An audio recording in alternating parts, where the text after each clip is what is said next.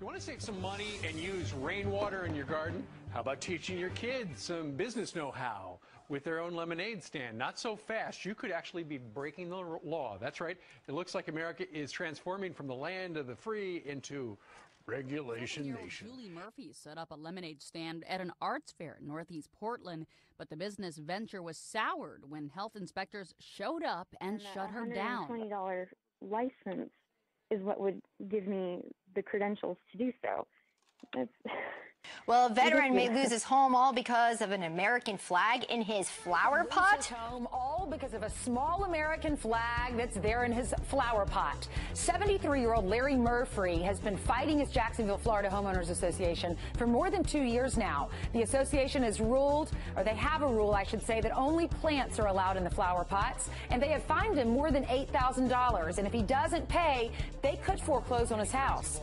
In this country, 40,000 new laws went into effect in January. Here's one of them. Out in a number of western states, it is illegal to collect rainwater. Suddenly we have to say that rainwater coming down from the sky needs to be tax controlled in some way. It's illegal to smoke in your backyard, and real quickly, illegal to hold Bible study classes in your own house. And what's going to happen next? Are they going to start selling, taxing us for barbecuing because a vegetarian might smell the meat odors? This is getting out of hand.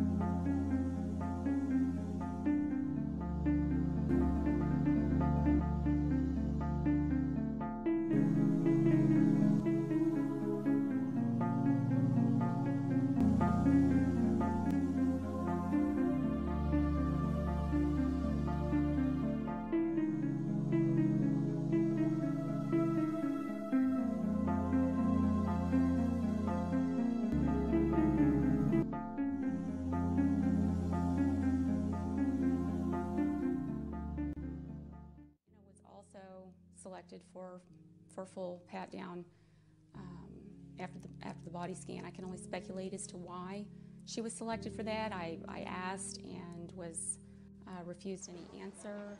They just kept giving instructions on this was going to happen. I did request for her to be rescanned. I said, I asked if there were alternatives and was told no. This is what's going to happen.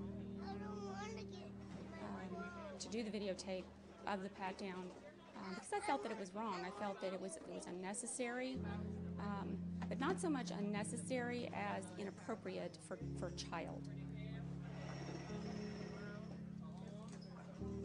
When it was over and the camera was off, she got very weepy. She began to cry. She was apologetic. I'm sorry, Mommy. I don't know what I did wrong.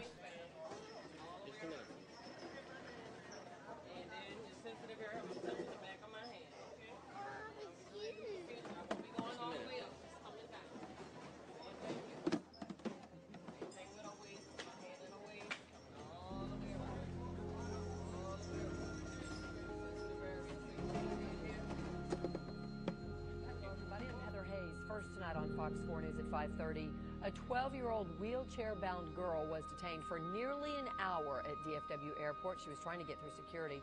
She was on her way to Florida for medical treatment, but security agents said she was a threat.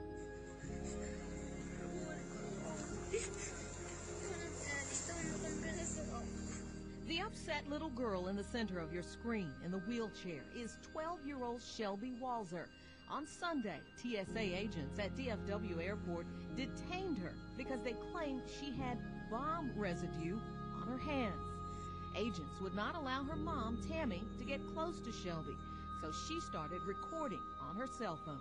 Are you kidding me? And then her to hear her, for her to hear and know that I go to touch her and then they're telling me we're going to get you out of here in a second, okay? After 45 minutes, Shelby's mom says suddenly agents simply told them they were free to go and offered no explanation and no apology. Nothing worse than firing up your engine and then freezing the entire way to work. It's warm when you pull in the parking lot. Yeah, right. Your hands are practically freezing to the steering wheel if you forget your gloves. And it's no secret that some or many of us prevent that by letting the car warm up before hitting the road. Yep, but guess what? Sarah Hollenbeck spent some time with Roland Park police officers and found out that split-second decision might cost you 125 buckaroos. Right, Sarah? That's right. It's completely illegal in the state of Kansas. 2 hours time. One officer wrote 9 tickets and gave 4 warnings.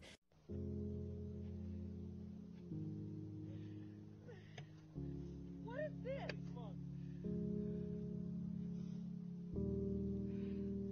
Is this the news crew? Huh?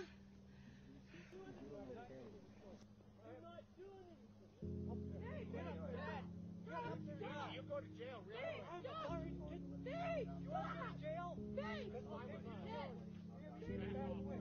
Steve! Steve! 4, 5. You got another one? 6 spectators doing nothing. Why the hell did you show up? I want you to rescue my dog. Come here. Come here.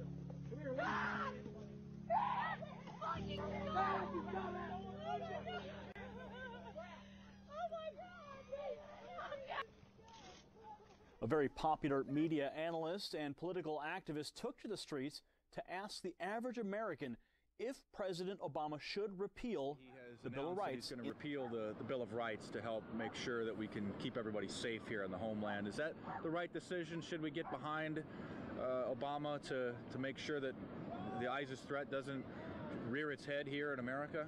Yeah, I would agree with that. Yeah. Yeah. I mean, end of day, yeah. You know, absolutely. I mean, Obama probably knows he's in a better position to know if we should repeal the Bill of Rights to keep everybody safe. So. Right. You would hope so. Right. Okay. Right. Announced that in the wake of the new rise of ISIS, the terrorist threat, we're going to repeal the Bill of Rights. Should we get behind that just to make sure that we don't have another 9/11 style attack? We should repeal the Bill of Rights. Well, they have insiders and experts, so I mean, if they're saying, Congress is saying we should do it, we should probably just get behind that. We don't want to. Is it both sides you said are supporting it? Both sides, Republicans and the Democrats support. Well, then if they're agreeing on something, then maybe it is a good thing. We should get behind the repeal. If they're both, they don't ever agree on anything. So if they're agreeing on something, maybe it's a good thing. It's what's best for the New World Order. Okay, well, let's do it. Let's do it. Let's get behind it. All right, thank you very much. You're welcome. Republicans and the Democrats finally have agreed on something that Obama has announced his decision to repeal the Bill of Rights in the wake of the rise of ISIS. And you think that we could get behind the Congress and understand that they probably know what's best in this phase of the war on terror? I would think so, yeah. I would think so. I mean, especially what happened overseas in Paris. And if they are saying with their experts that it's time to repeal the Bill of Rights, we could probably get behind that. We could, yes, sir. Yes, sir. Are you an American citizen? Yes, sir, I am, yes. Okay. Yep. Well, thank you very much. Thank you. As you probably saw in the news, both the Republicans and the Democrats have united a bipartisan effort to support Obama's plan to repeal the Bill of Rights to make sure that ISIS doesn't come and attack us on the homeland. Should we as a people get behind that bipartisan effort to repeal the Bill of Rights? Absolutely. Absolutely. To make sure that we're safe. Of course. They're in a little better position to know whether we should, repeal these things for our own good. Well, absolutely. Keep us safe. Obama deciding to repeal the Bill of Rights in the face of the new ISIS threat to make sure that we don't have a Charlie Hebdo type of incident here in the States. Should we get behind Obama and the Congress to support the repeal of the Bill of Rights and make sure that we're safe these days? I'm not sure. Yeah, just doesn't know if we should repeal the Bill of Rights or not. Just the basic foundational freedoms and personal liberties we have in this country. Just not sure if we should maybe repeal those. It's just astounding that your average American isn't well versed on the foundation and the freedoms that we have been enjoying in this country for over 200 years. A bad dream or a nightmare? Is it my imagination, or have we lost our minds? It's surreal. It's just not believable. A grand absurdity, a great deception, a delusion of momentous proportions. Based on preposterous notions and on ideas whose time should never have come. Simplicity, grossly distorted and complicated. Insanity, passed off as logic. Grandiose schemes built on falsehoods with the morality of Ponzi and Madoff. Evil described as virtue. Ignorance pawned off as wisdom. Destruction and impoverishment in the name of humanitarianism. Violence, the tool of change. Preventive wars used as a road to peace. tolerance delivered by government guns, reactionary views in the guise of progress, an empire replacing the republic, slavery sold as liberty, excellence and virtue traded for mediocrity, socialism to save capitalism, a government out of control, unrestrained by the Constitution, the rule of law or morality, bickering over petty politics as chaos. The philosophy that destroys us is not even defined. We have broken from reality, a psychotic nation, ignorance with a pretense of knowledge replacing wisdom. Money does not grow on trees, nor does prosperity come from a government printing press or escalating deficits. We're now in the midst of unlimited spending of the people's money, exorbitant taxation, deficits of trillions of dollars spent on a failed welfare warfare system, an epidemic of cronyism, unlimited supplies of paper money equated with wealth, a central bank that deliberately destroys the value of the currency in secrecy, without restraint, without nary a whimper. Yet, cheered on by the pseudo-capitalists of Wall Street, the military-industrial complex, and Detroit, we police our world empire with troops on 700 bases and in 130 countries around the world. A dangerous war now spreads throughout the Middle East and Central Asia. Thousands of innocent people being killed as we become known as the torturers of the 21st century.